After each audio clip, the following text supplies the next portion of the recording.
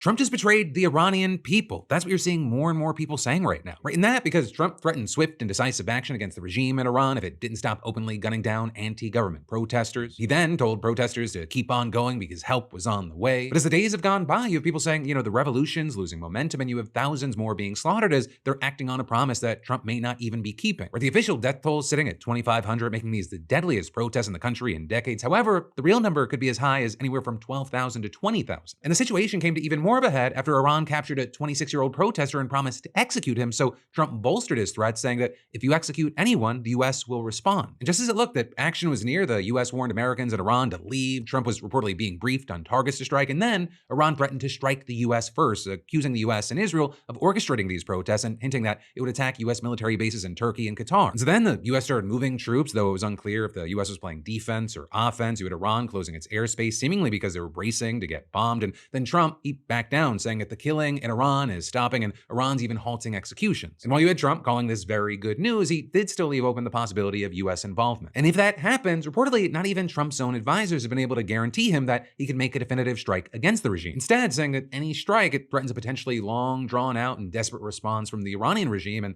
this is 70% of Americans don't want another war in the Middle East. But now we're in this situation where you have many saying the United States went from being an observer to an active participant when Trump promised that help was on the way, right? Many Iranians taking risks that maybe they otherwise wouldn't have, and some saying that thousands lay dead because of Trump's cowardice. And they believe that if the regime does fail, that betrayal will haunt American-Iranian relations for 50 more years. But for now, nothing set in stone. This is still a developing situation, so follow to stay in the loop.